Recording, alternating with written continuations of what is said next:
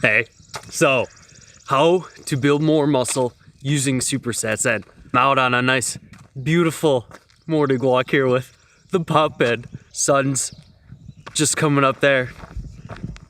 Hard to beat this, but there's a couple little nuances to using supersets for muscle growth that I think that people can often overlook and might mess up a little bit. Oh, that's cute. It's all right.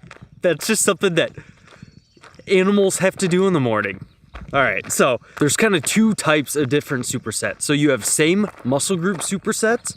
So this is like supersetting a barbell curl with a cable curl, or a tricep pushdown with a skull crusher, something like that. You superset the same muscle. And I think that the main purpose of these is to basically get a really, really big pump and to maybe just enjoy your training, to have some fun. And I think that getting a pump might potentially be beneficial because that cellular swelling is actually a potential signal for muscle growth that may activate some different pathways for muscle growth and stuff like that. So it's probably not a bad idea to have some sort of cellular swelling or some techniques to involve some cellular swelling somewhere in your program. And same muscle supersets is a potentially good way to do this. But a nuance with this is that you probably don't want to do these like all the time for the same muscle group, mesocycle after mesocycle. And I think this because the body gets pretty well adapted at clearing metabolites. Like at some point, it just really gets a little bit resistant to that sort of stimulus and fatigue, and you might get to the point to where you're doing all these drop sets and stuff and not really noticing much of an effect. Maybe the pump doesn't get as good and you might just feel like you're moving weight around and not getting much out of it, maybe just doing some junk volume.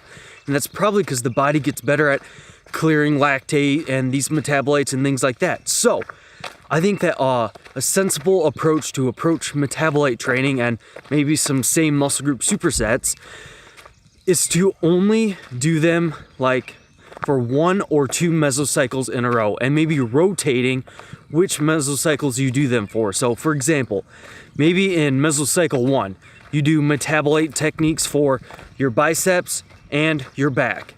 And then mesocycle 2, chest, tris, 3, quads, delts, whatever it might be. And this has the benefit of never allowing you to get super adapted to these metabolite techniques. And it also prevents you from having to do too many metabolite techniques in one single session or in one single mesocycle. So, for example, if I had to do metabolite techniques for my entire upper body in a single session, I feel like after my second muscle group metabolite technique that I'll be pretty gassed and I probably wouldn't be able to perform very well on those other metabolite techniques. I think that if you tried to do all the metabolite techniques for all the muscle groups in the same mesocycle, then you might just end up doing some junk volume. So I think that's a good approach to kind of the same muscle group supersets on how to approach metabolite techniques with those. Now we also have non-impeding muscle group supersets. So this would be like supersetting chest with back, quads, hamstrings, delts, and calves, whatever it might be. And I think that the main purpose of these is saving time.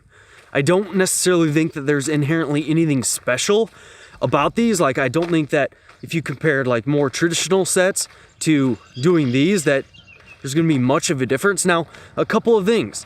One thing is that if you are going back and forth between muscle groups, you may have some systemic fatigue that builds up from set to set. So you might not want to do like a set of back right after you do a set of chest.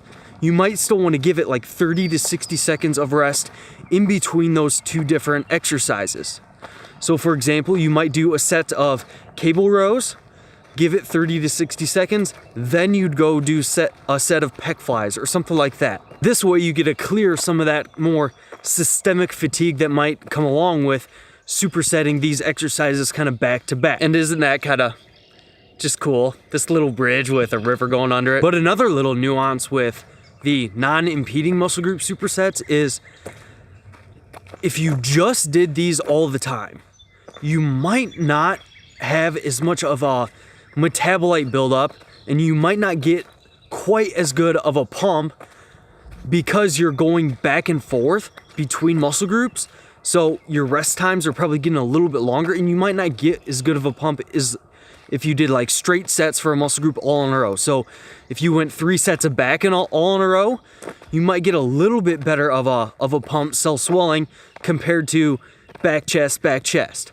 However, I think that if you still include some sort of metabolite technique in your macro cycle to where you do focus on getting a pump for that muscle group, then you're probably pretty well covered. And as long as you don't use non-impeding supersets for every single time you train a certain muscle, then I think you're probably fine as well. And I probably wouldn't use non-impeding supersets on like bigger compound lifts because of the systemic fatigue that might come with supersetting those back and forth. And I would more so focus on increasing my performance on those lifts, because I think that using non-impeding supersets, your performance could be down just a little bit compared to just more traditional sets.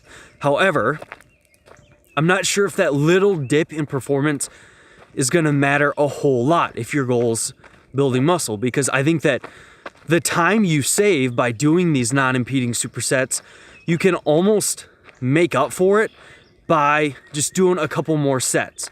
So yeah, maybe your performance is down a couple reps here and there, but if you do like a set extra just to kind of make up for it because you have a little bit more time, then I think the stimulus for hypertrophy is probably going to be similar. And if you adjust things based on how you're actually responding, then I think you're going to be fine. And I don't think that you have to use these or anything like that. And like with my clients, something I do is just say, hey, these are optional supersets.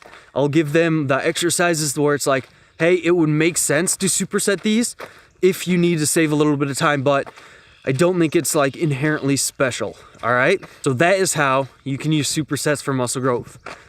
My dog is adorable. I'm adorable.